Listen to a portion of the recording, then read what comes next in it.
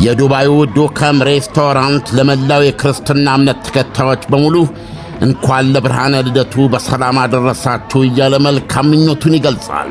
በዱባይ ምድር ከአገር ቤት ሰንጋ እያስመጣ በጥሬ በጠብስ አምሮት የሚያወጣ ማለፊያ ሬስቶራንት መሆኑን ዓይን አይቶ ልብ ይፈርዳል። ዱከም ሬስቶራንት ከንጹሕ ማር የተመታ ብርዛችን ተናፋቂ ማወራረጃችን ነው።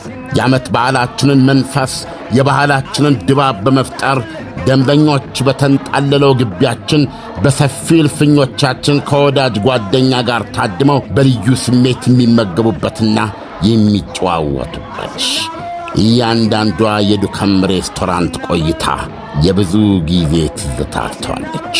ዱባይ ኖሮ ከቶ ዱከም ሬስቶራንትን አለማወቅ ይቻላልን? ለመኪናው አይጨነቁ፣ ነፃ የተሟላ ማቆሚያ አለን።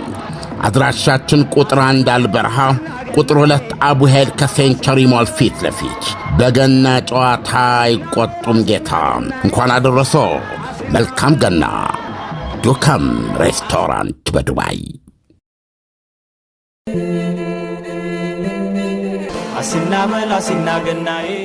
እንኳን ለገና በዓል አደረሳችሁ እያለን በዓሉን ምክንያት በማድረግ ከ10 እስከ 26% ታላቅ ቅናሽ ይዘን መጥተናል። አሁን በዚህ ሰዓት ቤት በዚህ ዋጋ እየተሸጠ ነው ቢባል ማን ያምናል? አዎ እውነት ነው። ኮምፓስ ፕሮፐርቲስ በዙሪያዋ ደረጃቸውን የጠበቁ ሆቴሎች፣ ኤምባሲዎችና ከቤተ መንግሥት አቅራቢያ በምትገኘው የከተማችን እምብርት በሆነችው ውቢቷ ካዛንችስ ላይ እጅግ ዘመናዊ የሆኑ የመኖሪያ አፓርትመንት ከስቱዲዮ እስከ ባለ 3 መኝታ እንዲሁም የንግድ ሱቆችን እነሆ ይላል። በካሬ 81,000 ብር። ልብ ይበሎ፣ ይህ የመሸጫ ዋጋችን ቤቱን ከፍለው እስኪጨርሱ ድረስ ምንም አይነት የዋጋ ማስተካከያ አይደረግባቸውም። ለበለጠ መረጃ በስልክ ቁጥር 0957 9838 26 ይደውሉ።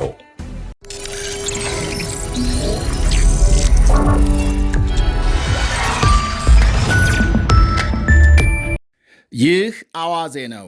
የዕለቱን ዋና ዋና ጉዳዮች እንመለከታለን። በላይ በቀለ ነኝ። የቬንዙዌላ ፕሬዝዳንት ኒኮላስ ማዱሮ ዛሬ ፍርድ ቤት መቅረባቸው ተነገረ። ማዱሮና ባለቤታቸው በኒውዮርክ ፍርድ ቤት በ92 ዓመቱ አንጋፋ ዳኛም ኤልቪን ሄለርስቲል ፊት ቀርበው ክሳቸውን አዳምጠዋል።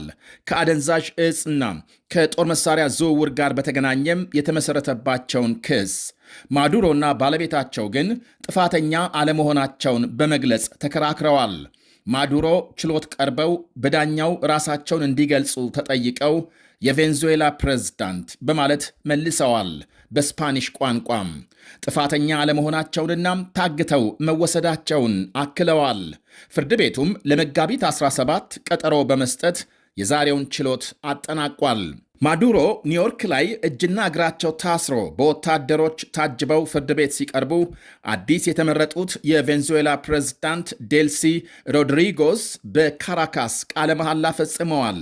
ትላንት ማዱሮን እንዲተኩ በተሰየሙበት ጊዜ የአሜሪካንን ዘመቻም አውግዘው ማዱሮ እንዲለቀቁ ጠይቀው አፍታም ሳይቆዩ ፕሬዝዳንት ትራምፕ አርፈሽ ስራሽን ስሪ፣ አለዚያም ከማዱሮ የባሰ ችግር ይገጥምሻል ሲሉ አስጠንቅቀዋል። አስፈላጊ ሆነው ከተገኘም ሌላ ዙር ጥቃት እንደሚፈጸም አመልክተዋል። የትራምፕ ማስጠንቀቂያን ተከትሎ ዛሬ ፕሬዝዳንቷም የወደፊቱን የቬንዙዌላ ዕጣ ፈንታን በተመለከተ ከአሜሪካ ጋር ተባብረው ለመስራት ፍላጎት እንዳላቸው በመግለጽ ትራምፕን ለማረጋጋት ሞክረዋል። የወይዘሮዋን የስሜትና የሐሳብ ለውጥ የአልጀዚራው ዘጋቢ ተጨባጭና ፈጣን በማለት ነው የገለጸው። ፕሬዝዳንቷም በቴሌግራም ገጻቸው ባሰፈሩት ጽሑፍ ሚዛናዊና በመከባበር ላይ የተመሠረተ ግንኙነት ከአሜሪካ ጋር ለመፍጠር በትኩረት እንደሚሰሩ አረጋግጠዋል። በልማትና በሌሎች ዘርፎች የአሜሪካ መንግሥት አብሮን በትብብር እንዲሠራም እንፈልጋለን ብለዋል። የፕሬዝዳንት ማዱሮ ምክትል ሆነው ለ7 ዓመታት የሰሩት ሮድሪጎስ አሁን ማዱሮ በአሜሪካ ተይዘው ከተወሰዱ በኋላ በሀገሪቱ ጠቅላይ ፍርድ ቤት ጊዜያዊ ፕሬዝዳንት እንዲሆኑ ተሰይመዋል። ማዱሮ የተያዙበት የአሜሪካ ወታደራዊ ተልዕኮ በ2011 በፓኪስታን የአልቃይዳ መሪ ኦሳማ ቢንላደን ከተገደለበት ዘመቻ ወዲህ አደገኛውና ከፍተኛ መሆኑ ይነገራል። ሮድሪጎዝ ቅዳሜ ምሽት ለሀገራቸው ሕዝብ ባደረጉት የቴሌቪዥን ንግግር የትራምፕ አስተዳደር የአክራሪዎች ስብስብ ነው በማለት መዘለፋቸው የአሜሪካ ባለሥልጣናትን አስከፍቶ ለሴትየዋ የነበራቸውን መልካም አመለካከት እንዲለውጡ አድርጓቸዋል ነው የሚባለው። ፕሬዝዳንት ትራምፕም ንግግራቸውን ከግራሲየስ በቀጥታም ወደ ዛቻና ማስጠንቀቂያም ለውጠዋል። ቅንና ጎበዝ በማለት ባደነቁ ማግስት ነው እንግዲህ በትክክል ካልሰራች ከማዱሮ የከፋ ዋጋ ትከፍላለች ሲሉ ያስጠነቀቁት። ሮድሪጎዝ ትላንት በሌላ መግለጫቸው ማዱሮን ለማስለቀቅ ከአሜሪካ ጋር የሚደራደር በውጭ ጉዳይ ሚኒስትሩ የሚመራ ኮሚሽን ማቋቋማቸውን ሲያስታውቁ፣ ሆኖም ድርድሩ በምን አይነት ቅድመ ሁኔታ ላይ ተመስርቶ እንደሚካሄድ በዝርዝር አልገለጹም። የ63 ዓመቱ ኒኮላስ ማዱሮ በአንድ ወቅት የአውቶቡስ ሹፌር ነበሩ። ከዚያም የሰራተኛ ማኅበር መሪ፣ ፕሬዝዳንት ከመሆናቸው በፊት የውጭ ጉዳይ ሚኒስትር በመሆንም አገልግለዋል። የቀድሞ የሀገሪቱ ፕሬዝዳንት ሁጎ ሻቬዝ መሞታቸውን ተከትሎ በ2013 ነበር የመሪነት ሥልጣን የጨበጡት። ሩሲያም፣ ቻይናም፣ ኢራንና ኩባ ቁልፍ ወዳጆቻቸው ናቸው።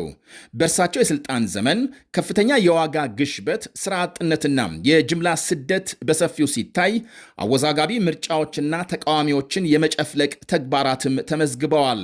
በዚህና በሌሎች ችግሮች ሳቢያ ቬንዙዌላና ማዱሮ ከባድ ዓለም አቀፍ ማዕቀቦች ማስተናገዳቸው ይነገራል።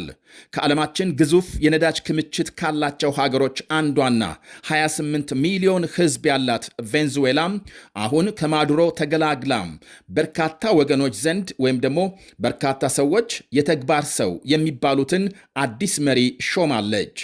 ይህ በእንዲህ እንዳለ የስዊዘርላንድ መንግሥት በሀገሩ የተቀመጠ የማዱሮና የሌሎች ባለሥልጣናት ሀብት እንዳይንቀሳቀስ አግዷል።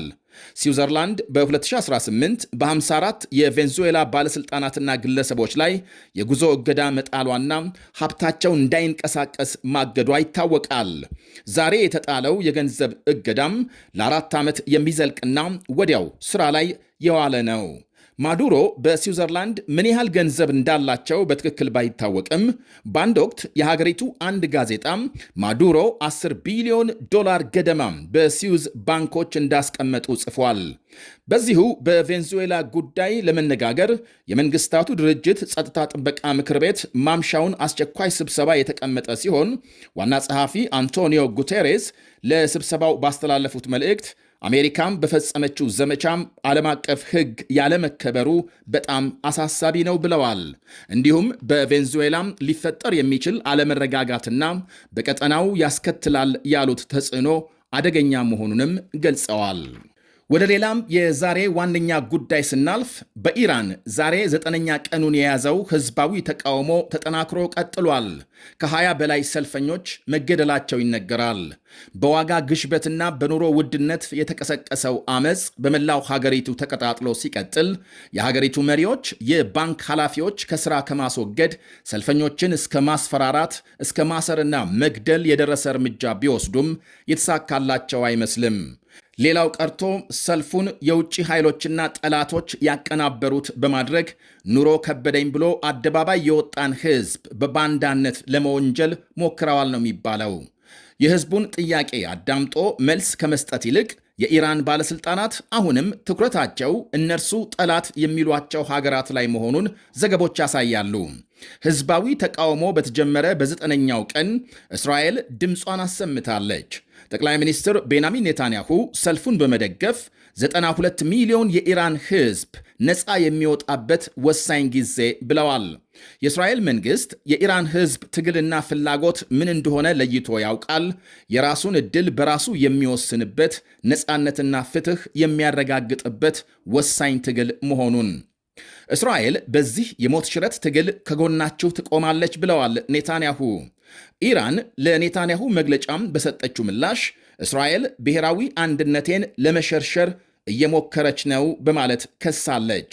እስራኤልና አሜሪካም አሁን የተፈጠረውን አጋጣሚ በመጠቀም የኢራንን አንድነት ለመከፋፈልና ብጥብጥ እንዲባባስ እየሞከሩ ነው ብሏል የቴሄራን መንግሥት ባወጣው መግለጫም። የአሜሪካ ፕሬዝዳንት ዶናልድ ትራምፕ የኢራን መንግሥት ሰልፈኞችን ከገደለ አሜሪካም ጣልቃ ትገባለች ሲሉ ቀደም ሲል ማስጠንቀቂያ መላካቸው ይታወሳል።